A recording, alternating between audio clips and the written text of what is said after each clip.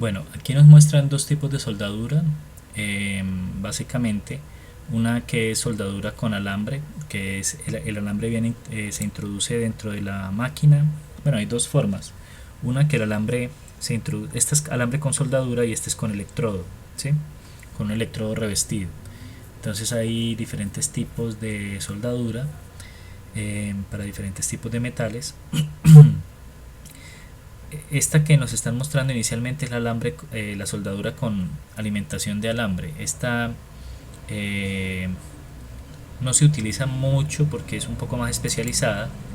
Lo que necesitas es un soldador. El soldador tiene dos opciones. A ver, les muestro. Una opción es que el alambre venga enrollado acá junto a la pistola, va por dentro de la pistola y el alambre se va derritiendo y va creando la soldadura. La otra es que el alambre esté puesto acá en la misma máquina. Esta es la otra opción. Que el alambre esté aquí en la misma máquina y vaya a través de toda la manguera y llegue acá y se derrita. Entonces estas son las dos opciones. Como les digo, esta soldadura no se utiliza mucho, se utiliza más la soldadura de arco. La soldadura de arco es esta, la que utiliza este electrodo. Entonces, ¿en qué consiste? En crear un arco eléctrico. Es decir, aquí podemos ver esta tenaza que está acá. Ella crea un circuito, ella electrifica la platina. Cuando acercamos el electrodo, el circuito se cierra y lo que hace es un salto de electrones que forma un arco que derriten, que eleva la temperatura muchísimo, más de 1000 grados, 1000 y pico de grados, y derriten el material de aporte del electrodo, lo van derritiendo y se va rellenando esa zanja que es la soldadura o el espacio entre dos platinas. Y esa es la soldadura, ¿no? Esa es la soldadura de arco. Hay que tener mucho cuidado, hay que utilizar máscara porque la luz puede causar daño en los ojos, los gases que emite pueden causar daño en los ojos. Hay que utilizar guantes porque estamos trabajando con 1000 y pico de grados de temperatura. Una chispa te cae, inmediatamente te quema la ropa, te quema la piel. Es de mucho cuidado, pero pues no es tampoco que no se puede hacer. Hay que hacerla en las condiciones adecuadas. Entonces, elementos como este, elementos de unión como este que se genera acá entre estas barras o estos perfiles circulares, este elemento de unión que se genera acá, todas estas uniones son metálicas y se hacen con ese tipo de soldadura, ¿sí? Elementos como los que vemos acá en este proyecto, acá la unión de esta varilla a esta platina, la unión de esta varilla a esta platina debe tener algunos cordones de soldadura, la unión de estas varillas, todo esto debe tener soldadura de arco, ¿vale? Algunos otros, como por ejemplo este pues sí tiene mucha soldadura, porque estas barras, aquí hay un elemento horizontal que no se ve, que está cubierto, pero que tiene obviamente soldadura. Todos estos hexágonos los hicimos con piezas que eran rectas, que luego fueron soldadas.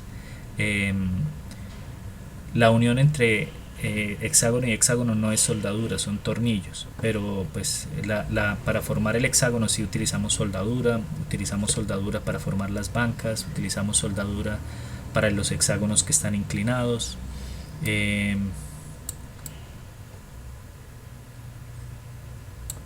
Bueno, digamos, este proyecto tiene mucha soldadura y este también, obviamente. Cada uno de los elementos, esto eran barras rectas que nosotros cortamos de acuerdo a la geometría y soldamos en cada una de las esquinas. Entonces esto tiene mucha soldadura, ¿sí?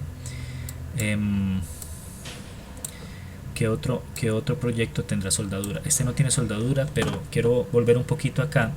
Para los que tienen este proyecto, miren que acá la unión la hacen con tornillos, pero también están buscando una especie de encaje o unión. Eso hace que este elemento sea más resistente que simplemente una unión con tornillos.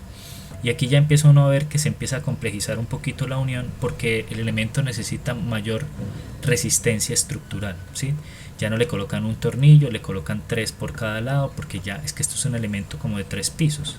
Entonces ya necesita, ya empieza a comportarse más como un edificio. Entonces por eso necesita, digamos, unos anclajes mucho más serios, mucho más resistentes. Y acá pues definitivamente no hay soldadura, lo que hay es la unión que ya les mostré y que se realiza básicamente de la misma manera como veíamos en el video. Se hace a través de un pilotaje, muy probablemente, no sé si aquí hayan avellanado porque el tornillo se ve muy afuera, pero pilotean y colocan el tornillo. O sea, estas no sé si hayan encolado, pero estos anclajes son muy particulares. Aquí hay algo muy interesante, y es que en este punto, donde el techo transmite todos los esfuerzos, todas las cargas, ellos no solamente colocaron tornillo, miren ustedes, sino que colocaron una platina metálica para atornillar. Esa platina tiene forma de ángulo, la platina se atornilla al elemento vertical, pero también se atornilla al elemento horizontal, y me genera muchísima más resistencia que si tuviéramos solamente tornillos. Además que aquí el tornillo es muy, aunque mire, aquí colocaron el tornillo, esto es lo que se llama un pocket hole, que es un tornillo inclinado, ¿sí? Que muy probablemente pasa y coge estas dos piezas, pero aparte de eso le están colocando una platina en ángulo por este lado, y me imagino que por este lado también, por los dos lados. Este es un detalle interesante, por ejemplo. Entonces, muchachos, ya para hacer la cuestión un poco más corta y para concluir, bueno, antes de concluir les quería mostrar esto. Cómo unimos unos materiales a otros materiales diferentes. Entonces, por ejemplo, ya les comenté que acá en el Oasis nosotros unimos las bancas que eran de madera, las tablillas de la banca que era de madera, a la parte metálica mediante un tornillo goloso, haciendo un pilotaje de la madera, luego avellanando y luego colocando el tornillo goloso, ¿vale? Algo parecido, similar, hicimos nosotros acá con este proyecto que es el Hexacom. Entonces, esta parte del Hexacom, toda esta parte está hecha con un material que se llama fibrocemento. Ese material fibrocemento, antiguamente conocido como asbestocemento, y muy polémico porque los asbestos causan cáncer. Entonces ya están siendo reemplazados por una fibra natural que no sea el asbesto. Entonces ahora se llaman no asbestocemento sino fibrocemento, pero pues uno no está como muy seguro de qué tan seguro es ese material, ¿no? Bueno, irrelevantemente a los daños que nos pueda causar el material, nosotros utilizamos aquí láminas de fibrocemento, no de asbestocemento. El asbestocemento es el famoso Eternit. Si ustedes ven las láminas de Eternit con las que construyen muchas casas, ese es el asbestocemento. Está casi que en todo el país, está regado en todo el país, y digamos que en las zonas en donde hay minería de asbestos que se puede extraer el asbesto, la gente termina sufriendo mucho de cáncer, ¿no? Generalmente las casas que tienen eso pues no generan mayor daño, pero sin embargo se sabe que el asbesto es cancerígeno, entonces no se debería utilizar este material en la construcción. Hay unos proyectos de ley que, bueno, ahí van como a media marcha tratando de prohibir este tipo de cosas. Bueno, la idea de hablarles de esta lámina, por ejemplo, es que cómo pegamos nosotros la lámina a la estructura metálica, cómo la pegamos. Entonces, inicialmente, como en todos los procesos constructivos, uno tiene que probar cosas. A veces las cosas funcionan, otras no. Lo que hicimos inicialmente era muy engorroso porque la lámina de asbestocemento no se puede abrir el hueco con la misma broca que la broca que se utiliza para una lámina. Entonces ustedes tienen brocas para metal, tienen brocas para madera y tienen brocas para muro.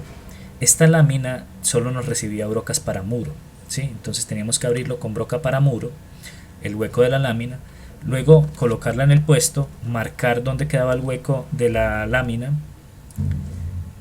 en la estructura metálica, quitar la lámina, cambiar la broca, colocar una broca metálica, introducir la broca metálica en el punto que habíamos marcado, eh, y ya una vez teníamos la broca metálica, el hueco en la estructura metálica, el hueco en la lámina, sí podíamos colocar, bueno, se hacían todos los huecos, no se marcaban 5 o 6 huecos al mismo tiempo, se hacían todos los huecos y ahí sí ya podíamos colocar el tornillo. Esto era muy engorroso y intentamos utilizar el tornillo autoperforante. Entonces, con el tornillo autoperforante sencillamente hacíamos hueco en la lámina de fibrocemento, un solo hueco, pues 4 o 5 los que necesitáramos, pero digamos una sola broca, la broca de muro, colocábamos la lámina acá y con el tornillo autoperforante, el tornillo mismo perforaba la lámina de acero y el mismo quedaba ajustado. Entonces les voy a mostrar cómo funciona ese tornillo. Es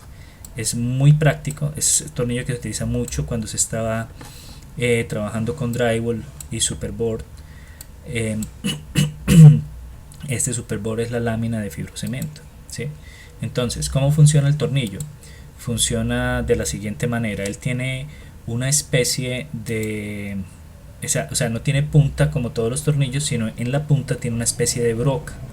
La broca va abriendo el hueco y luego viene la rosca del tornillo, y la rosca del tornillo se enrosca en la lámina en donde se abre el hueco. Entonces ya les muestro la animación para que lo vean y lo entiendan claramente.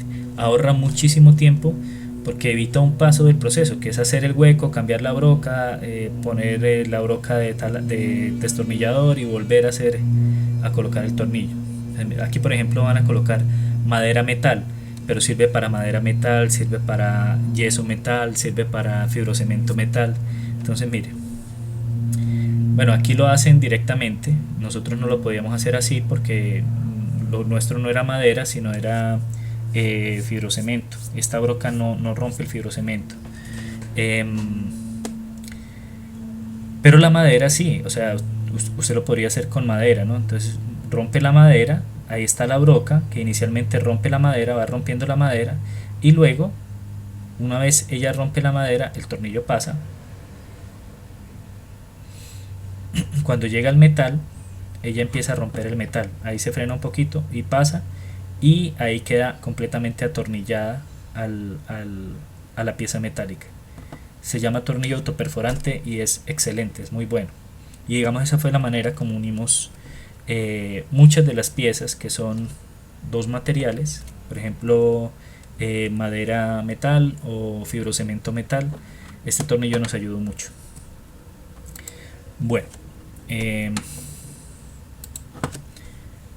listo.